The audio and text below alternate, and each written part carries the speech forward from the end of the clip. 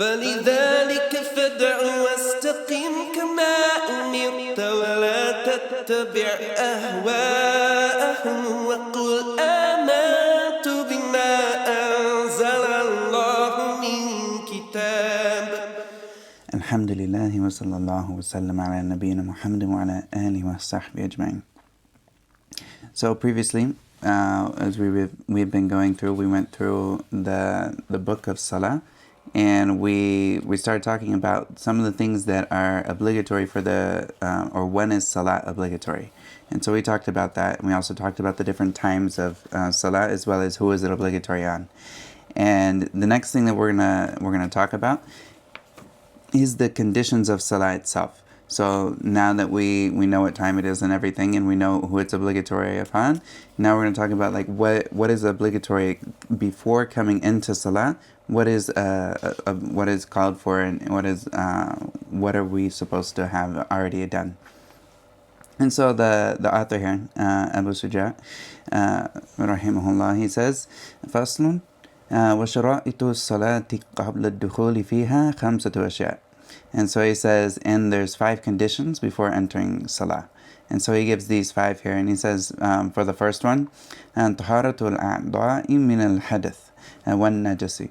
And so he says the first one is purity of the body's limbs from, like making sure that the body's limbs are pure from that impure state, which is like when we need to make wudu, when we've done something that breaks wudu, without wudu, and from anything najis. So this is the first thing before coming into Salah. And of course, this is from the hadith. The Prophet ﷺ, he told us in regards to the hadith, لا يقبل الله صلاة or صلاة أحدكم إذا أحدث حتى يتوضأ. And so the Prophet ﷺ, he said that Allah doesn't accept a salah from any of us or from any of you, either like if he has gone into a state of either ahdatha, which is like come into a state of hadith or impurity, حتى يتوضأ, until he makes wudu.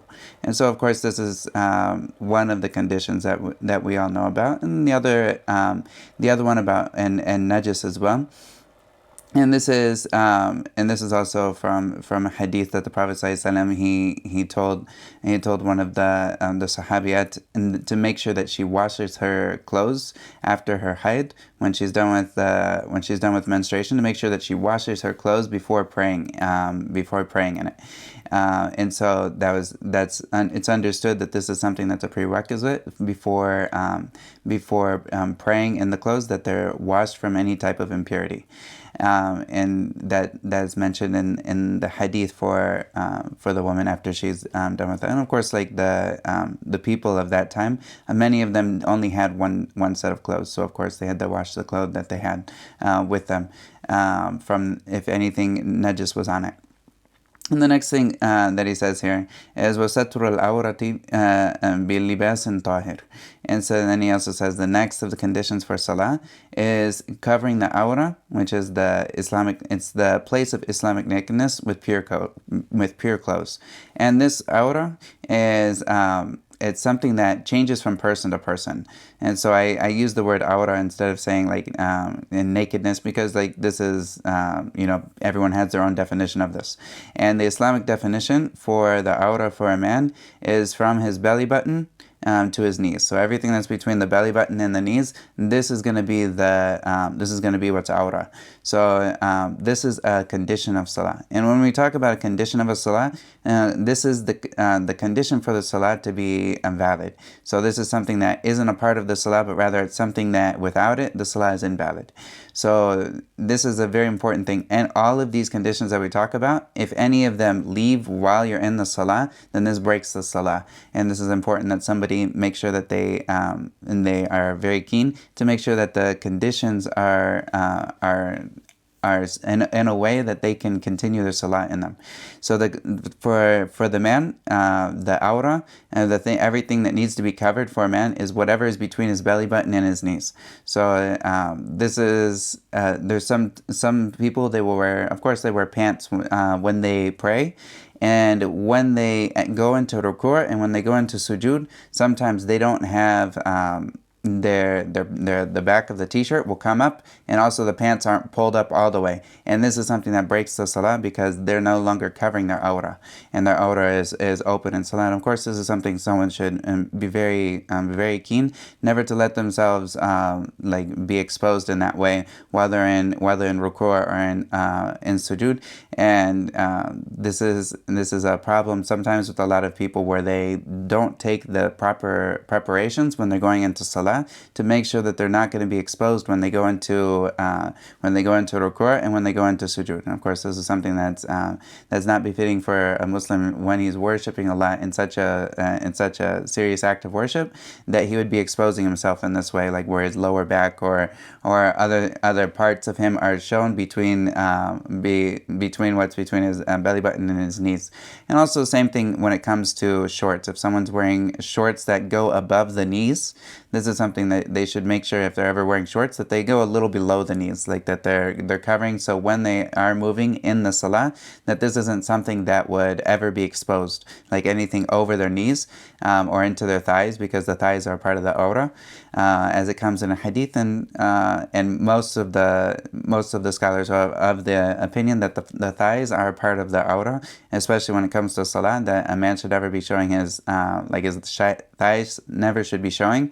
And this also goes, sometimes people have pants that are artistically destroyed. I don't know, like they'll have jeans that are artistically destroyed and like cut and whatnot, and they buy them new, but they have like holes in them, and this hole sometimes is showing their thighs, or just even like parts of the skin of their thighs. And this is something that will destroy the salah, because this is a condition for the salah, is for the awrah to be covered. And he also mentions that it's important that the libas and tahir, that it's covered with pure clothes, and so that the clothes need to be pure themselves. So of course, so like the cover, as we mentioned, that the body needs to be pure from najis, any najis that's on him, but also the clothes are the same way. And as some of the scholars will talk about, that the ayah وَثِيَابَكَ فَطَهِّرْ is referring to purifying the clothes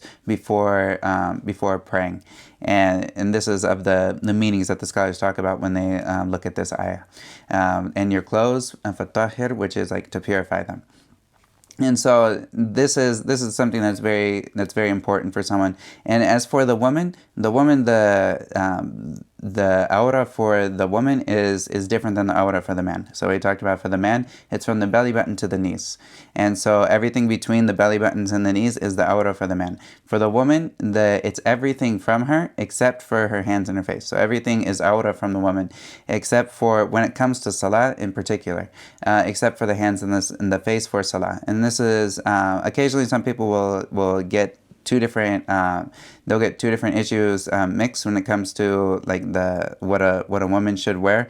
And they'll see some of the things that in salah, when we talk about the awrah of a woman, the scholars, they'll say that the awrah of the woman in salah is everything except for her hands and her face. So they think that the hands and the face are not awrah. And this is somewhat of a mix of two different issues. In salah, this is something that the woman can pray. She can pray inside of her house, which is the best thing, or she can go to the masjid and pray. Or if she has to pray and she's say she's in a place where she might be seen, this is another example where she would pray. And of the issues that have a big difference of opinion is the woman required to cover her face and her hands in front of a janib, which is like men that she could possibly marry, and if the circumstances were correct, that aren't like close family relatives and whatnot. Or does she have to wear the niqab that covers her face and her hands, or is it something that is mustahab?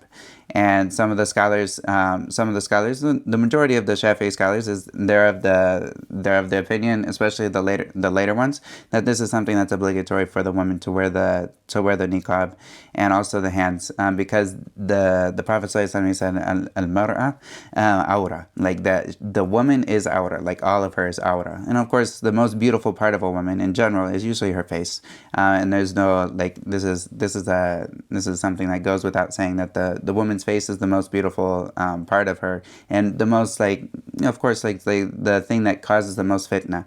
And so, of course, like, covering that is something that the scholars have agreed in the cases of fitna. If there's going to be some type of problem or fitna, the scholars are in like, there's not a big area of difference of opinion of that she should cover her face if there's any type of fitna that's around her. This is not an area of difference of opinion, but the area of a difference of opinion is if there's no fitna around her, and there are men, like, that are not mahram. Then in this case, they're of the difference of opinion. Some of them, they say no, she doesn't have to cover her face; she can leave it uncovered. And some of them say no, she needs to cover her face in this scenario, unless there's like an absolute need, like such as like if she's going before a court and they need to make sure they know who she is and whatnot. And of course, the safest of the opinion is to always, like, cover the face and whatnot, especially in this day and age where there's so much fitna that can be caused.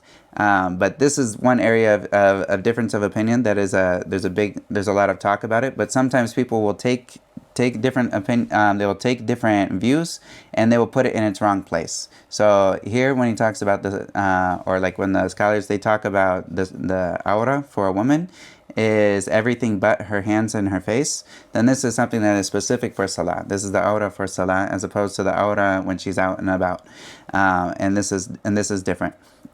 And there's other things that are also different, but for the woman, everything needs to be covered from her, except for her hands and her face. And her face is the same face that she washes when she's making wudu. It's the same thing that we talk about the face from, like, the top of the head where the hair normally starts, all the way to the edge of the ears and whatnot, and to the tip here. So, like, everything that's below this should be covered.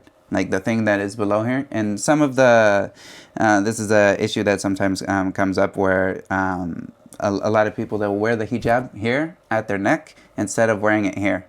And the actual face, though, the face actually starts from here to there. So when the scholars, they say everything but the face and the hands, like, this is something that is not considered face. Like the under the chin up to the neck is not considered face. So yes, some scholars, when they look at this issue, they say that this is fine, but the safer of the opinions is to make sure that they cover up to the chin. And this is something that is like in Iraq, and also a lot of the women that are in such as like Sham or like Palestine or like Jordan and whatnot, a lot of them, they will cover up to here, or Syria, they will cover up to there, and that's the normal hijab for them. And this is the like the best way to go about that. And yes, there's a difference of opinion when it comes to this, but of course, when we say the face and the hands, the face here is not a different face that's there, and that's the strongest of the opinions, and Allah knows best. And so also, so this is the issue when it comes to that.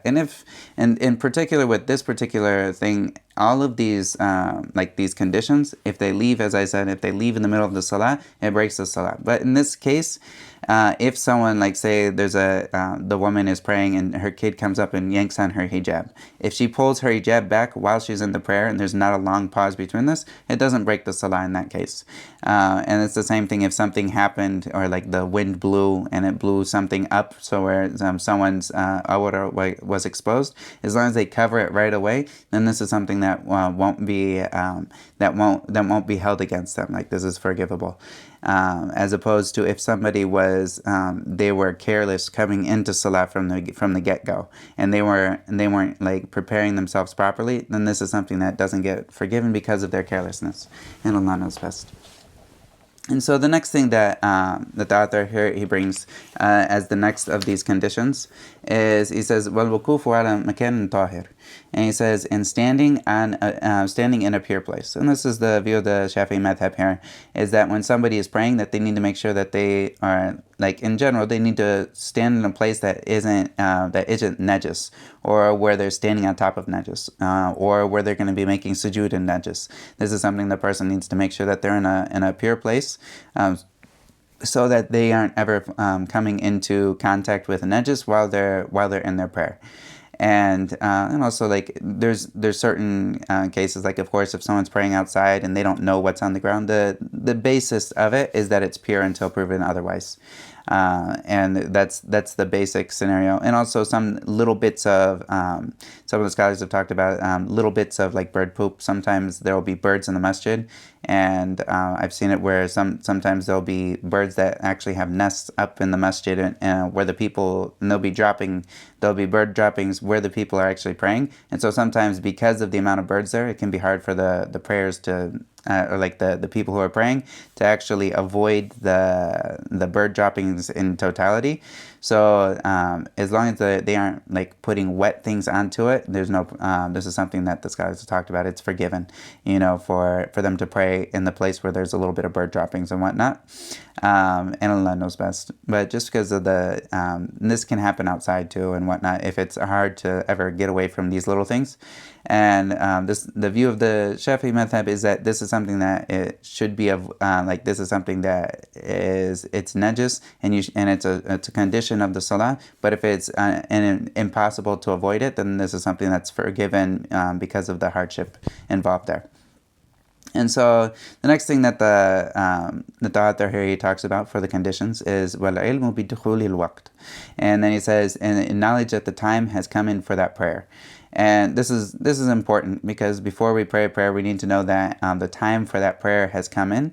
And so this is also one of the conditions that he puts here. So of course, if we just wake up and we pray Fajr right away, and we don't even know what time it is, like we don't know that it's Fajr, we haven't looked outside, all the doors are closed and everything, we never heard an adhan, we have no clue what time it is, but we just pray it anyways, then this is, even if we prayed it in the right time, we didn't actually do the work to know that this is the time for the prayer and that we're praying our prayer in the right time. So it would be invalid from the get-go for that prayer, even if it happened to be the right time. So we need to do a little bit of work to see that that we're praying our prayer in the right time. And of course, Allah said, "Inna salata kanat ala al-mu'minina kitaban mawquta," and that Allah says that the salah has been made obligatory. Like the meaning of it is that the salah has been made obligatory on the believers at specific times. Kitaban mawquta, which is like in specific times. So if it's obligatory in specific times, we need to make sure that we're coming in those specific times, even if that is looking at our watch, looking at an application or something, or hearing the adhan go off, and that this is that is something that's the right time. We're looking outside and seeing, okay, yeah, this looks about the right time, after doing some type of ijtihad or some type of work to find and make sure that you're praying your prayer in its time, and not before its time or not after its time. And so knowing that the time has come in is one of the conditions for the salat to be obligatory. For it to be accepted. And then the next thing that the author Abu Shujaa rahimahullah says was istiqbal al-qibla. And then also of the conditions is facing the qibla. And of course, this is for each individual. It's something that it can change depending on the place that they're at. And we, alhamdulillah, we have applications that have compasses in our phone that point us to the right direction from that. And in general, the qibla for someone who is say you're around the Kaaba, like you're in Mecca and you're around the Kaaba, you're inside the Masjid al-Haram. The qibla is the actual Kaaba itself. You need to actually be facing it, and you can't face even just a little bit off of it. You need to face the actual Kaaba. So you need to actually be facing the Kaaba itself. And then if you are outside of the Masjid al-Haram, then your qibla is the masjid itself. And if you can, of course, if you know the qibla is inside the Kaaba and you get right and you're able to pinpoint it, that's great.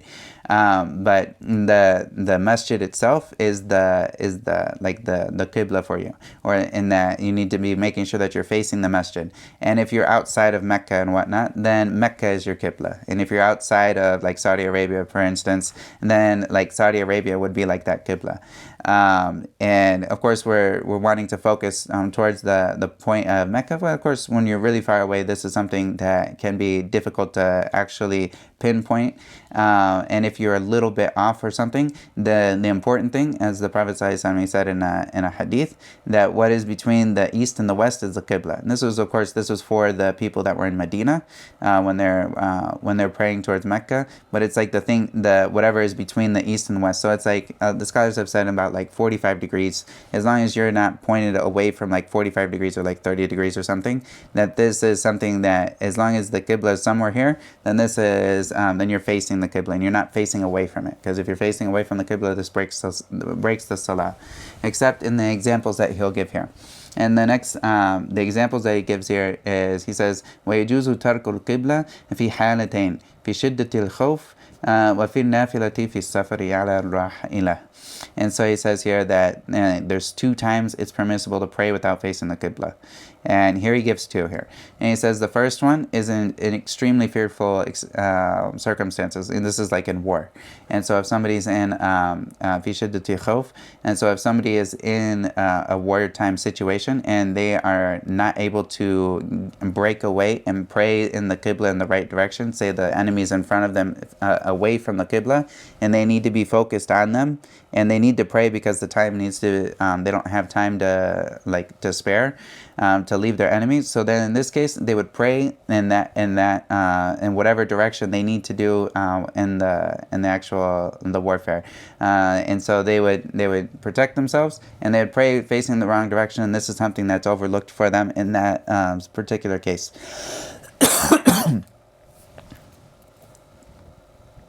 And the second situation, he says here, and for sunnah prayers when traveling while riding. And so like if somebody is this is something the Prophet ﷺ, he used to pray while he was on his camel, wherever the camel pointed while he was on his journey. He would just pray facing the same way as his camel, even if the camel wasn't facing the Qibla. He would still be he would just be on his camel, and his camel would be going, and he's facing along with the path that he needs to go. And so this is another exception that is for the nafilah. Like this is for the sunnah prayers, not for the actual for the obligatory prayer that needs to be prayed with all of its conditions completely. But for the sunnah prayers, because if someone is traveling and whatnot, for them to be able to pray their sunnah prayers and to make it easy for them to keep up on that, this is a relaxation that is met. And then you can use the same thing if someone is on if someone's in a car or someone's on a train and they're wanting to pray their sunnah prayers, they can face like originally when you start the prayer, you should face the actual Qibla at the beginning of the prayer, and then you can turn back to the road while you're praying. And so this is a relaxation that is made, and for the person who is praying like a sunnah prayer, for them, so that they can keep up with their sunnah prayer. And of course, a lot of times if someone's praying at night and they have the night prayer, they can spend a lot of their time on the road in the actual salah while they're praying, and they can make use of that time while they're in salah. Also, this also goes for the sunnah prayers, because we'll talk about it, but it's also permissible for someone to sit while they're in the sunnah prayers, and this is something they get a little less ajr. Like they get half of the ajr if they're able to stand and they sit instead. They get half the amount of reward. But this is something that is and also the Prophet ﷺ, he would do when he's riding, so he's not standing in salah, but rather he would be sitting in the salah. And this is the same thing for if someone's in the car and whatnot, so that they don't miss out on the benefit of praying these sunnah prayers. And so in the next section that we have, we'll be going into the pillars of Salah. And so there's a couple different terminologies. One that we talked about the first, which is the conditions, or we would call them shurut. And this is, in Arabic, we'd say shart, or like a condition. And this is something that it isn't part of the Salah itself, but rather it's something without it, the Salah is invalid. And the pillars, or rukun, is something that without it, the salah is invalid, but it's an actual part of the salah. Like this is a part of the salah itself. You have to have it for the salah to be, for it to be valid. And if someone misses these things, this is something that is that breaks the actual like makeup of the salah itself. Like if you have pillars in a house, like without these pillars, the house would fall down without missing it. So this is of the things that that has to be there in the salah. In every single case, you need to have these pillars. These pillars have to be there.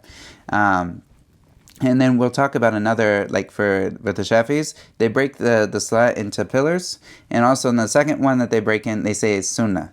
And we'll talk about there's two of these, but they'll say that there's two sunnah actions. And when they say sunnah here, they don't mean the normal sunnah as it's not obligatory. No, they mean that this is something that the Prophet ﷺ used to do, and it's something that leaving it purposefully, you have to make the sujood, or like leaving it purposefully is something that is leaving something that's obligatory for you to do, but it doesn't. But if you left it in forgetfulness, then it wouldn't break your salah.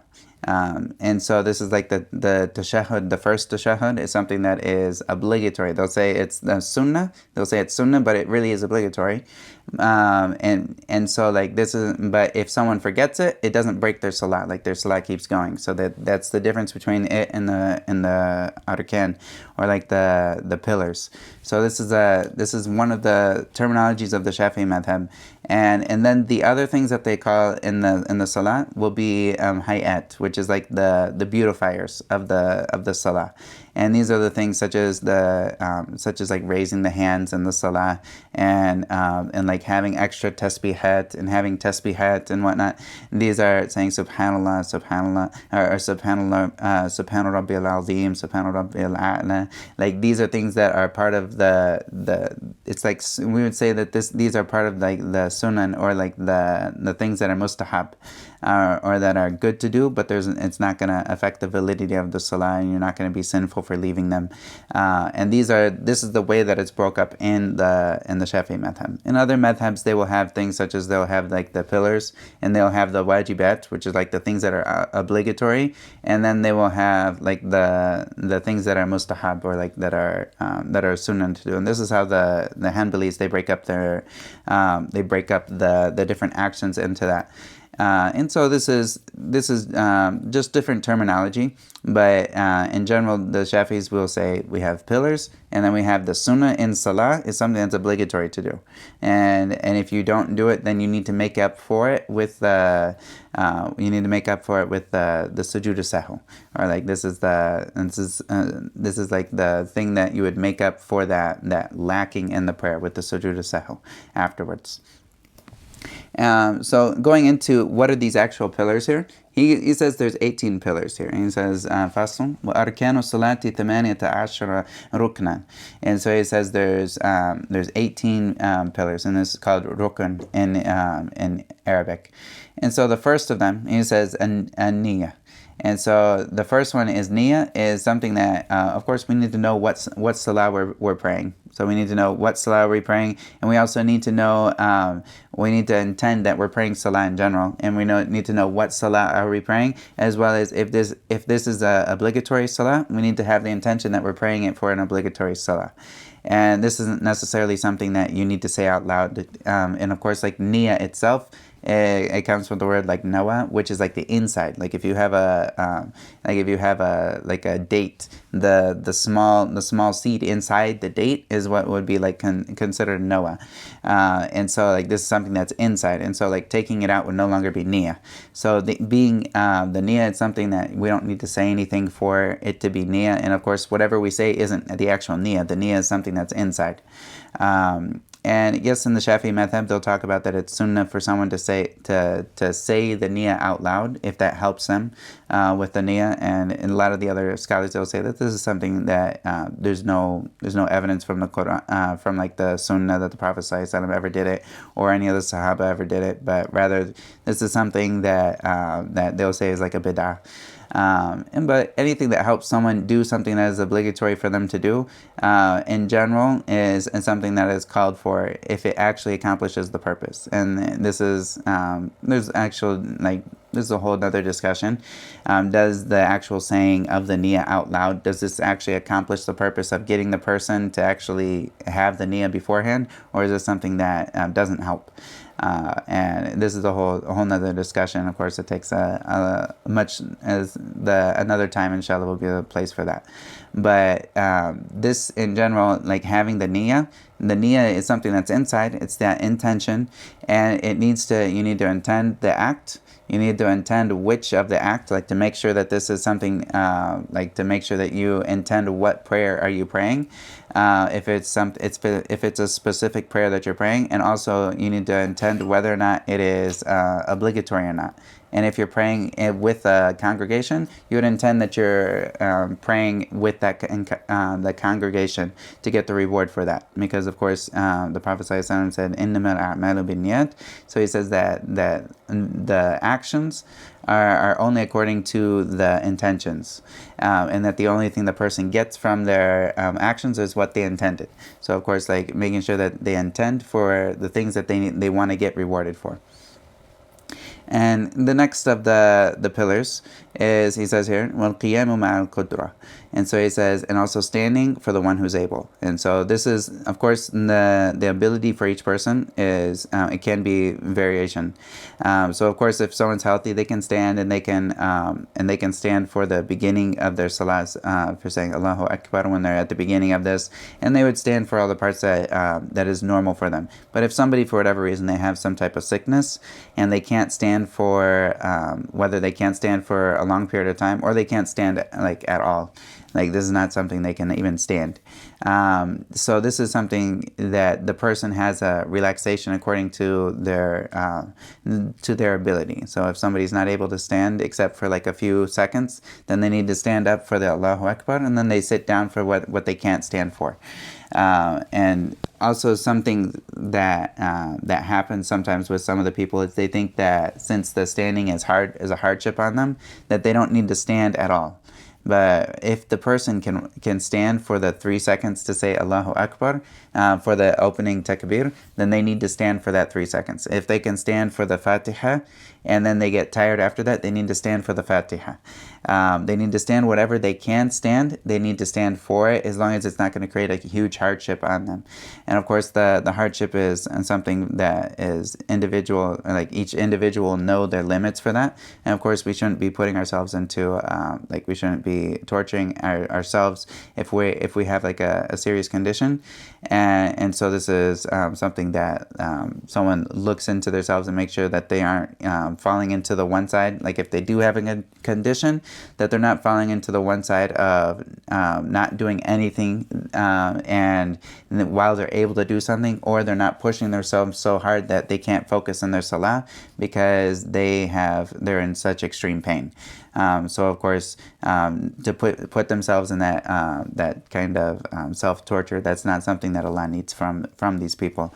But rather, the Prophet ﷺ, he said in the hadith, when someone was talking about like that there was a problem with them, for being able to, there is a problem with the person, like a medical issue, and the Prophet ﷺ said to him, "Salli qa'ima," which is like pray standing. فَإِن لَمْ تَسْتَطِعْ فَقَاعِدًا. And if you can't pray standing, then sitting.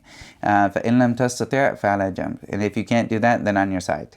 And so, of course, this goes from different levels. Even if the person can't sit, the salah is still obligatory on them, so they pray while they're on their side, facing the qibla, as the scholars mentioned. And so, of course, this is something that is very important for us to always make sure that we're doing this salah, whether we can stand or whether we can't stand, or whether as long as we're thinking and our mind is with us, then we need to make sure that we come to the salah. And so this is the second of the pillars that the scholar Abu Shujaa he mentions here. And so the next of them is, he says, وَتَكْبِيرَةُ الْإِحْرَامِ. And so this is the opening takbir. And the opening takbir is something it's called the takbiratul ihram. And this is the takbir which is saying Allahu Akbar. And he says al-ihram, which means that you're making things like ihram is like making something haram on yourself. So when you come into the takbir to ihram, you're making the speaking that you normally would do, this is now haram on yourself. You're making this haram. And also like the eating, the drinking, this is also, you made this haram on yourself. As well as until you finish the salah, like you've made a lot of other actions haram on yourself, and you've come into this place and you've separated yourselves from the normal actions. And so this is that first takbir is the first thing that is for the person when he comes into salah. This is the way that he opens up the salah with Allahu Akbar. And so, and of course, he should make sure that he says, like everyone can pretty much say Allahu Akbar. So you'd say Allahu Akbar. And sometimes there's a mistake that a lot of the people who give adhan, they'll say Akbar, and they make this big and long. And this is a mistake, and it actually takes into another word. This is a whole other word altogether. So the person, when they're saying Allahu Akbar, this needs to be short, Allahu Akbar, and not Akbar, because this word Akbar is the plural of kabr. And kabr is a type of drum. And so, of course, we're not saying that Allah is a bunch of drums. So this is something that people should be aware when they say akbar, that it's something that's short, and it's not something that's long. And also so this is the beginning of the salah, and someone needs to make sure that they make this, this is the first thing when they come into the salah, whether they're starting up with the imam or whether they're coming in late and they're going into ruku', they need to have this first takbir. When they're coming in, say if they're coming into ruku' and the imam's in ruku', then he can say Allahu Akbar while he's standing, then he goes into ruku'. If he says Allahu Akbar while he's moving, then this is something that the Allahu Akbar needs to be while he's standing. So if he's coming into ruku' and he wants to catch the rak'ah, as we'll talk about, he needs to make sure that he's standing up straight when he says Allahu Akbar for the takbir to ihram, and then he can go into ruku' after that. And then he follows the imam in his actions and what he says. If the imam says Allahu Akbar, he says Allahu Akbar when he comes down after that, as a separate thing from the Allahu Akbar, which is getting him into the ruku' itself. Which is getting him into the salah itself. This is the first thing that someone does. They get themselves into salah, and then they can say the other takbirat, the other saying Allahu Akbar, the other ones. They can say this after they have already come into salah with the first one that is for the entering into salah. And so the next one that he gives here for the next pillar is, he says, and the fourth one, which is Qira'atul Fatiha. And he says here, and reading the Fatiha. And then he says also alongside of it, وَبِسْمِ اللَّهِ الرَّحْمَنِ الرَّحِيمِ آيَةٌ مِنْهَا. And he says, and Bismillah, saying Bismillah ar-Rahman ar-Rahim is an ayah from the Fatiha.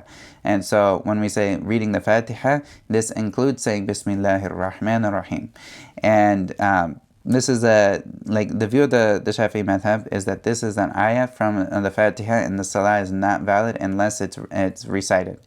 And this is because if we look into the Mus'haf and we see like the Mus'haf that the Sahaba they agreed upon with all the things that are written in the Mus'haf, the Sahaba, when they had the Mus'haf, when the different Mus'hafs were written, Musahif, they were only written with what was actual Quran. Nothing else was allowed to be in the Mus'haf except for Quran. And then at the beginning, and also they would have the ayat broken up. And the Sahaba, they were agreed that the ayat of Surah Al-Fatiha started with Bismillahir Rahmanir Rahim, or this is what was written as the first ayah. So Bismillahir Rahman was written as the first ayah in the Mus'haf that the Sahaba agreed upon. So this is written, if you look into the Mus'haf, if you open it up, you'll see that the number 1 comes right after Bismillahir Rahmanir Rahim. This is number 1.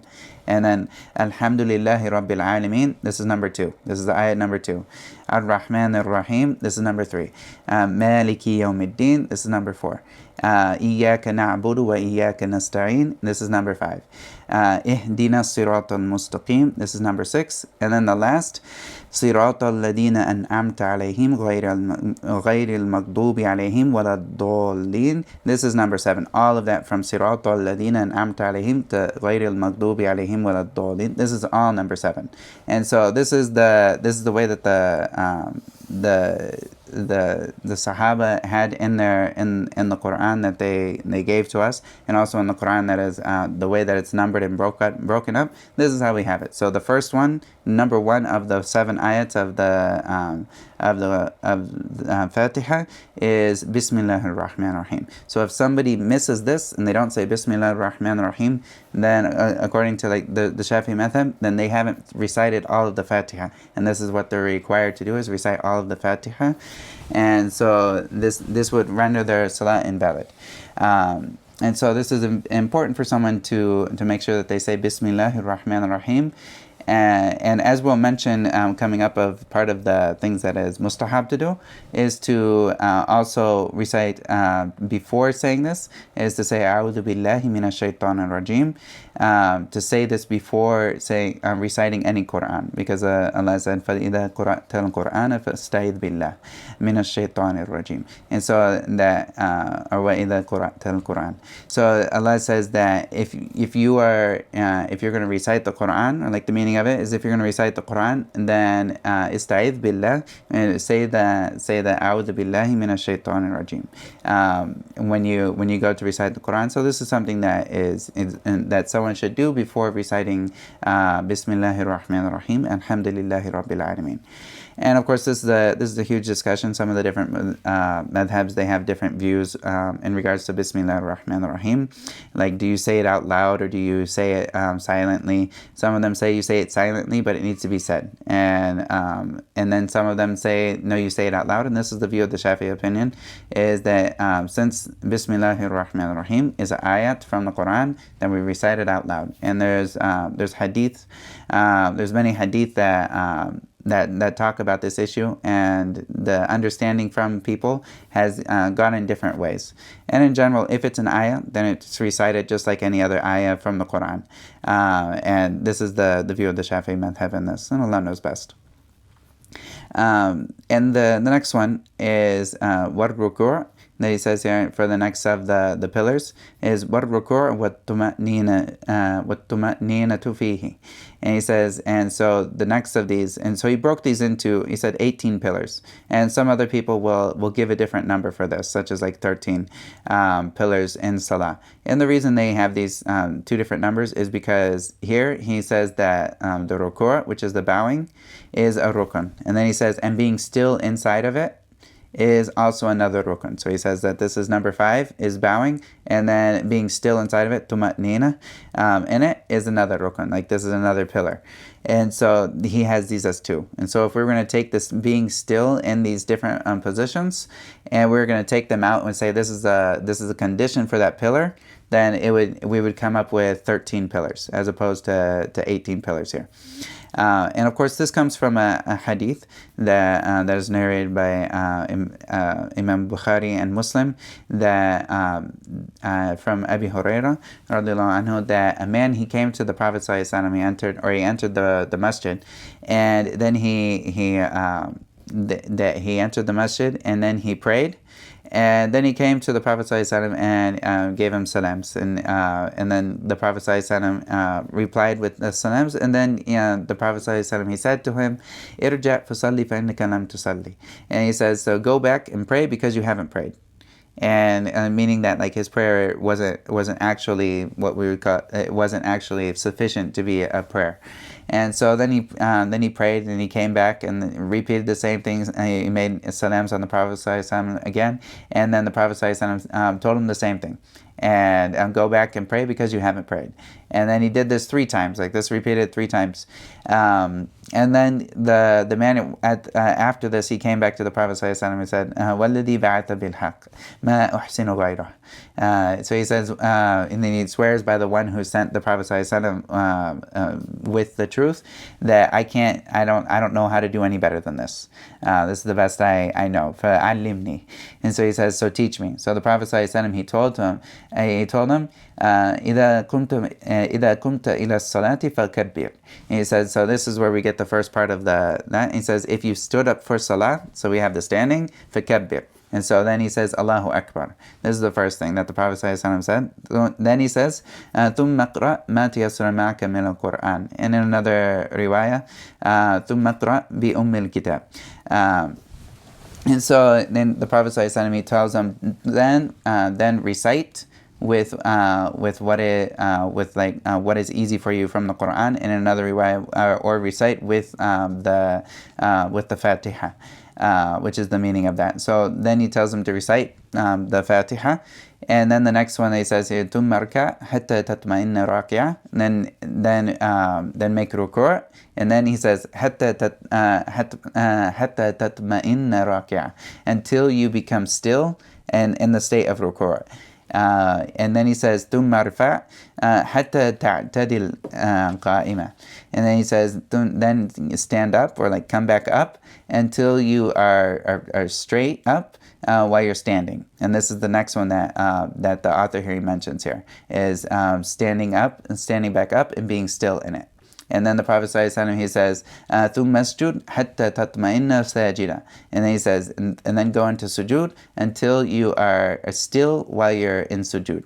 And this is the next one that the author here also says after that. He says prostrating and being still in it. And going into prostration, and this comes from this hadith. And then he says ثُمَّ ارْفَعْ حَتَّى تَطْمَئِنَّ جَالِسًا. And then sitting, and this is the number 11 here, which is sitting between the two prostrations. And then he says حَتَّى تَطْمَئِنَّ جَالِسًا. The Prophet ﷺ said حَتَّى تَطْمَئِنَّ جَالِسًا, which is until you're still in the state of sitting. And this is a mistake that people make. They will come up and they'll make sujood, and they come up and they go right back down without any stillness. They'll go down, and they'll come up, and then they won't even stop. They'll be like down, and then they'll come up, down, and that there's no stop. There should be a stop where the bones settle in their place, and before moving into the next thing. And this needs to happen in every single rak'ah, or like every single of these pillars. You need to be some type of stillness inside of them. And they say, like, how much is that? And for enough, some of the scholars have said, how much is that stillness? Like, if we were going to put like a time to it. And some of them said, for you to say, Subhana Rabbiyal Azim. Like to say, Subhana Rabbiyal Azim. This is a short period of time, but it's enough for that person. If they're still in it, then they have accomplished the bare minimum for that to be a salah. And then the Prophet ﷺ, finishing off the hadith, he says, ثُمَّ اسْجُدْ حَتَّى تَطْمَئِنَّ سَاجِدًا. And he says, then make the second prostration, or he's like, then prostrate until you are still in that prostration, in the state of prostration. And then he says, ثُمَّ ارْفَعْ حَتَّى تَطْمَئِنَّ جَالِسًا. Or he says, ثُمَّ فَعَلْ ذَلِكَ فِي صَلَاتِ كُلِّهَا. And he says here, then do that in the rest of your salah, all of it. And so this is the hadith that is famous, known as al-Musi'a as-Salah, or Musi'a as-Salatahu. That this person is the one who he didn't make the salah well. So the Prophet ﷺ, he told him how to make the salah in this hadith. And this is something that the scholars, they go back to this hadith as the bare minimum. Like that, this is the hadith that pretty much the bare minimum of the salah is in this hadith, with the addition of the last tashahhud, because of the other additions that come in that. And so this is very important for all of these last few pillars that we mentioned, that the person is still in each one of these pillars, from the ruku' into the standing to the sujood, that each one of these, he's still inside of that position. And of course, if somebody's not still, then this invalidates their salah, because they didn't come with the pillar as it was called for them to come with, and then in this case they're wasting their time. And of course, someone who, most of the time, the people that are rushing in their salah and they don't come with this stillness, When they don't come with the stillness, they think they're saving themselves time, but in really they're wasting their time because they haven't come with salah as it was commanded from them from the get-go. And so they're just moving, they're making a bunch of movements, and all of this time is wasted now. As opposed to them taking the extra, how many, at the most, it's maybe 30 seconds extra for them to actually have a salah, as opposed to the time that they would be saving by rushing through a salah that is invalid. So this is important for someone to be mindful of, and to make sure that they're still in each one of these positions that are mentioned here. And then also the last one that he mentions is sitting at the end. He says number 13 here, after he says, going over what the author, he says, وَالرُّكُوعُ وَالطُّمَأْنِينَةُ فِيهِ وَالرَّفْعُ وَالِاعْتِدَالُ وَالطُّمَأْنِينَةُ فِيهِ. And then this is coming back up, standing and being still in it. وَالسُّجُودُ وَالطُّمَأْنِينَةُ فِيهِ, which is the prostration and being still in it. وَالْجُلُوسُ بَيْنَ السَّجْدَتَيْنِ وَالطُّمَأْنِينَةُ فِيهِ. And then the sitting between the two prostrations is number 11, and sitting between the two prostrations and being still in it. And also he says, وَالْجُلُوسُ الْأَخِيرُ وَالتَّشَهُّدُ فِيهِ. And then this is the last thing that wasn't mentioned in the hadith, but this is mentioned in other hadith as well, that the Prophet ﷺ used to do this. And this is sitting at the end and saying the tashahhud during it. And this is the tashahhud as we know it, which is saying, there's different narrations of how to say it, but normally it would be like at-tahiyyatu lillahi was-salawatu wat-tayyibatu السلام عليك أيها النبي ورحمة الله وبركاته السلام عليك السلام علينا وعلى عباد الله الصالحين أشهد أن لا إله إلا الله وأشهد أن محمد رسول الله. And so there's different versions of this narration that are narrated, but this is the tashahhud at the end of it. And then he also says, after saying this, there's also saying saying Allahumma salli ala Muhammad. And so the author, he says, was salatu ala nabi sallallahu alayhi wa sallam fihi. And also saying this as Allahumma salli ala Muhammad is the least amount for someone's prayer to be valid. And of course, the finishing up is saying Allahumma salli ala Muhammad wa ala ali Muhammad كما صليت على إبراهيم وعلى آل إبراهيم وبارك على محمد وعلى آل محمد كما باركت على إبراهيم وعلى آل إبراهيم في العالمين إنك حميد مجيد. And so this is the completion of that dua, and the rest of it is sunnah, but the least amount, that's the part that's rukn, is Allahumma salli ala Muhammad. And so Allahumma salli ala Muhammad, this is the least amount of what is obligatory for that person and for the salat to be valid. And so, of course, learning the different adhkar for the salah is something that beautifies the salah, and is something that we should work to do, and make sure that we learn the different sunnah. And also learning the different variations of it is also something that is good for people to do, as there's multiple variations for also the tashahhud, such as at-tahiyyatu al-mubarakatu salawatu tayyibatu lillah. And this is another version that is narrated, and this is the one that the Shafi'is hold as the best of them. Assalamu alayka ayyuha an-nabiy wa rahmatullahi wa barakatuh. Assalamu alayna wa ala ibadillahi salihin. And then at the end, he says, Ashhadu an la ilaha illallah wa ashhadu anna Muhammadar Rasulullah.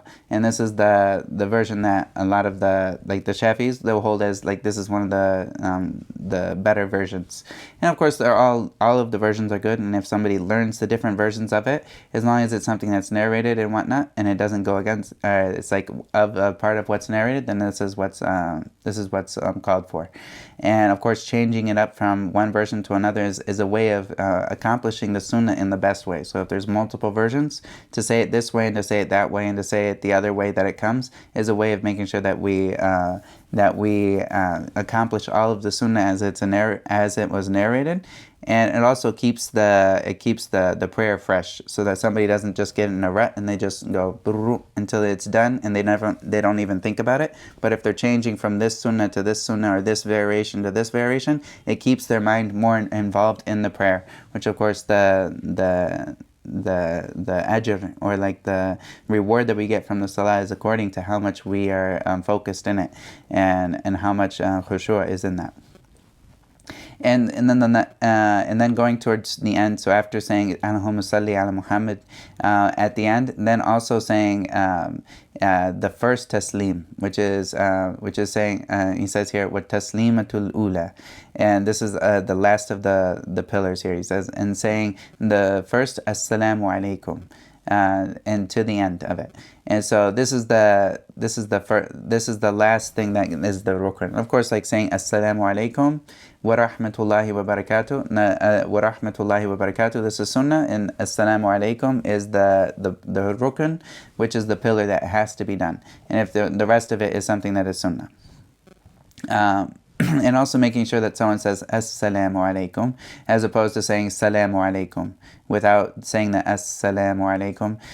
So if someone says salamu alaikum without that s, and then this is missing that assalamu alaikum. It's missing the way that it was narrated. So someone needs to make sure that they say assalamu alaikum wa rahmatullah, as opposed to salamu alaikum. Salamu alaikum, as opposed to saying that, they say assalamu alaikum. So making sure that they have that assalamu alaikum is important, so that they're not missing something out on that rukn, as like the Shafi'i madhab, they'll be very keen to point out all the different parts of these letters. If there's something that needs to be said, such as assalamu alaikum, then for us to take out half of the word, like saying salamu alaikum, as opposed to that.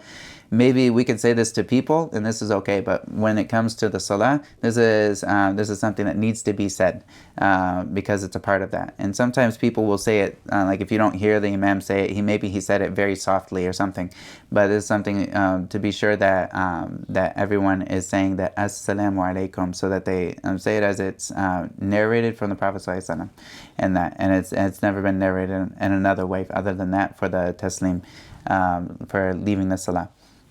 Also, the author here says, وَنِيَةُ الْخُرُوجِ مِنَ الصَّلَاةِ, and so he says, this is the number 17. He says, having the intention to leave the prayer.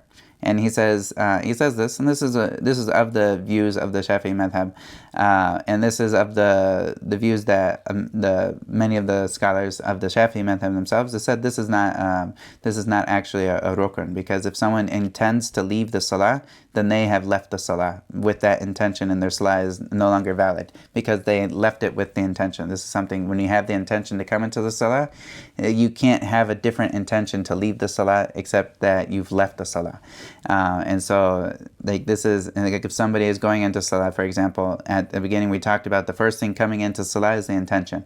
So if somebody came into salah and they have the intention for salah, and then all of a sudden they have the intention to leave the salah, for whatever reason, they hear someone knocking on the door, and they're like, okay, I'm going to leave the salah, and they don't need to say assalamu alaikum to leave the salah. They already left the salah. As soon as they intended to leave the salah, they left the salah. And of course, like, someone needs to know, like, the difference between intention and, like, waswasa. Of course, like, if someone has, like, some type of waswasa where they think that they intended to leave the salah, this is, of course, something that it's like someone wants to leave the salah. As soon as they have that intention to leave the salah, they've left the salah. So having the intention at the end to leave the salah is not something that is obligatory, because it would, like, ruin the point of it. And a lot of the like Imam Nawawi and a lot of the other scholars have mentioned, this is something that is not obligatory, and it's actually something that it's not a pillar, and actually it's something that should be avoided in totality. And this is the stronger of the view inside of the Shafi'i madhab. But the author here mentions this here. And there's views here and there of the madhab that he'll mention that are not the strongest. And so I put them here in the translation in red, with a little note at the end, which is from me, that for someone to know that this is a weak view in the madhab, so that they don't get surprised later on when they see something that this is so that they have a little note that this is where the evidence points away from this view. And the last of these, he says, وَتَرْتِيبُ الْأَرْكَانِ عَلَى مَا ذُكَرْنَاهُ. And this is the last of the pillars. He says, and doing every single pillar in the order as it was mentioned here. And so making sure that the salah is on the order, with the right order that we mentioned here. So if I were to do ruku', or if I were to do sujood before the ruku', then this would break up the order of the salah. The salah is in the actual order, and it needs to be stayed in this order. It needs to be prayed in this order. And anyone who changes that, then they've broken the order of the salah, and so it's no longer a salah, and that would break that. Of course, changing it intentionally. If someone makes a mistake, we'll talk about that in the future. But in general, if somebody makes a mistake, they go back to wherever they last were before the mistake, if they're by themselves, and Allah knows best. وصلى الله وسلم على نبينا محمد وعلى آله وصحبه أجمعين. فلذلك فادع واستقم كما أمرت ولا تتبع أهواءهم وقل آمنت بما أنزل الله من كتاب وأمرت لأعدل بينكم الله ربنا وربكم لنا